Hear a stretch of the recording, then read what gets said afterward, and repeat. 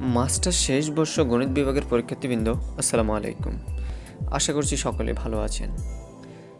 আজকে আমি আপনাদের ডিফারেনশিয়াল অ্যান্ড ইন্টিগ্রাল ইকুয়েশনের সাজেশন নিয়ে আসলাম।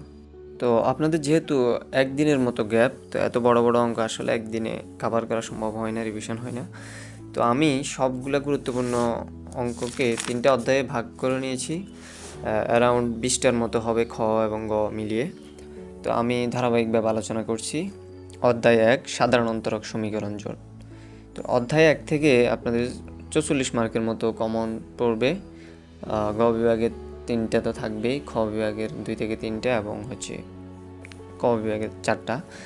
তো প্রথমে আমি 1 নম্বরে রেখেছি আদিমান সমস্যা সমাধানের অস্তিত্বশীলতা এবং অনন্যতা আলোচনা করা, এই টাইপের একটা আসবে। এরপর আরেকটা কোশ্চেন আসবে লিপলিস সত্য সিদ্ধ করে, এই টাইপের। আমি আসলে স্পেসিফিক বলতে পারছি না যে কোনটা আসবে। তো এই রকম প্রকারের যে কোনো একটা আসবে। যেগুলো গুরুত্বপূর্ণ ওইটা এখানে রেখেছি, কারণ এই সাবজেক্টে ম্যাথগুলো শিওর দিয়ে বলা মুশকিল। এরপর আরেকটা পিকার্ডের আসনীকরণ পদ্ধতি, এই টাইপের ম্যাথ তো আসবেই। তো এখানে 3টে রেখেছি, ভাগ্য ভালো হলে 3টে থেকে কমন পড়ে যাবে, না হলে আপনার নিয়ম দেখে যাবেন, নিয়ম অনুযায়ী করবেন। তো এবার আমি গ বিভাগে চলে আসি। গ বিভাগের সবচেয়ে গুরুত্বপূর্ণ কয়েকটি থিওরাম আছে, যেমন বর্ণনা সহ পরামিতি পরিবর্তন সূত্রটি প্রমাণ করো। এটা 10 মার্কের জন্য আপনারা পেয়ে যাবেন, খুব গুরুত্বপূর্ণ একটা থিওরাম। এরপর 2 নম্বর বর্ণনা সহ কৌশি পিয়ানো অস্তিত্ব উপপাদ্যটি প্রমাণ করো।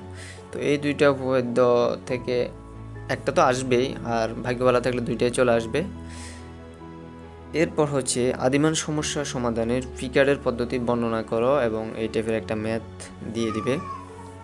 21 সালে একটা আসছিল, ওইটা এবার নাও আসতে পারে, চেঞ্জ করে দিবে।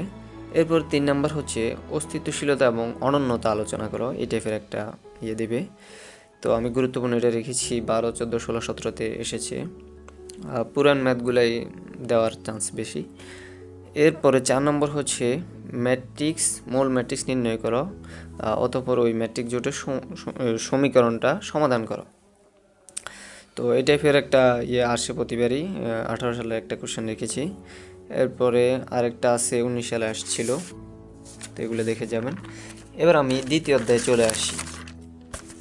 দ্বিতীয় অধ্যায় যোগজ সমীকরণ। এখানে 2 ধরনের যোগজ সমীকরণ আপনারা দেখবেন, একটা ফ্রেডহোম যোগজ আর একটা ভলতারা যোগজ। এখানে আবার দ্বিতীয় প্রকারের প্রথম প্রকারের ভাগ রয়েছে। তো খ বিভাগের 1 নম্বরে যেটা রেখেছি, প্রতিসম কার্নেলের সংজ্ঞা দাও, দেখাও যে প্রতিসম কার্নেলের আইগেন মানসমূহ বাস্তব। এটা এবার আসবেই, খুব গুরুত্বপূর্ণ। এরপরে 2 নম্বরে যেটা রেখেছি, ভলতারা যোগজ সমীকরণের একটা ম্যাথ সমাধান করো, এটা খুব গুরুত্বপূর্ণ। 3 নম্বর ফ্রেডহোম যোগজ সমীকরণ থেকে একটা রেখেছি, 19 সালে এসেছিল, এটা খুব গুরুত্বপূর্ণ। এরপর নিচের ফ্রেডহোম যোগজ সমীকরণ আরেকটা যোগজ আছে, এগুলো দেখে যাবেন। এবার গ বিভাগে আসি। গ বিভাগে আরেকটা বিষয় বলে নিই, এই যে দ্বিতীয় অধ্যায় যোগজ সমীকরণ, এখান থেকে আপনারা 38 মার্ক কমন পেয়ে যাবেন। আপনারা গ বিভাগের 3টা এবং খ বিভাগেরও 2 থেকে 3টা এখান থেকে পেয়ে যাবেন। তো গ বিভাগের সবচেয়ে গুরুত্বপূর্ণ যেটা, সেটা যোগজ চিহ্নের অধীনে একটি ফাংশনের অন্তরীকরণ ব্যাখ্যা করো, অন্তরক এবং যোগজ সমীকরণের মধ্যে সম্পর্ক প্রতিষ্ঠা করো। এটা এবার আসবে, এটা নিয়ে কোনো কথা হবে না। এরপরে ভলতারার দ্বিতীয় প্রকারের যোগজ সমীকরণের অনন্য সমাধান, বিদ্যমানতার সত্যসমূহ বর্ণনা ও প্রমাণ করো। এটা খুব গুরুত্বপূর্ণ, এটা আসবে।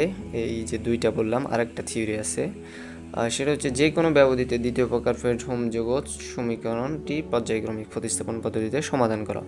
তো এই 3টা দেখলে আপনারা 2টা তো পেয়ে যাবেন। এরপরে 4 নম্বরে যে অঙ্কটা রেখেছি, এটা খুব গুরুত্বপূর্ণ একটা অঙ্ক, সর্বশেষ 19 সালে এসেছিল।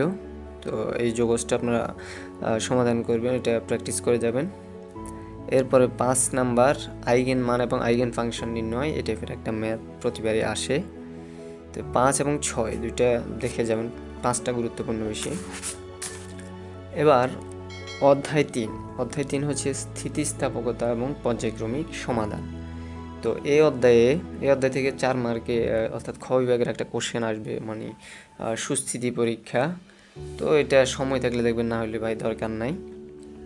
এরপরে অধ্যায় 4 সীমামান সমস্যা। এখান থেকে যদি ভাগ্য ভালো হয় তাহলে গ বিভাগের একটা পাবেন এবং খ বিভাগের একটা তো পাবেন, অর্থাৎ এখান থেকে আপনি 10 মার্ক বা 4 মার্ক কমন পাবেন। এখান থেকে রিপিট হওয়ার পসিবিলিটি বেশি। এই যে গ্রিন ফাংশন আর একটা হচ্ছে আইগেন মান আইগেন ফাংশন নির্ণয়, তো এই দুইটা ম্যাথ শিখেছি, এই দুইটা ম্যাথ দেখে যাবেন। তো সবাই ভালো থাকবেন, সুস্থ থাকবেন, সবার পরীক্ষা ভালো হোক। আল্লাহ হাফেজ।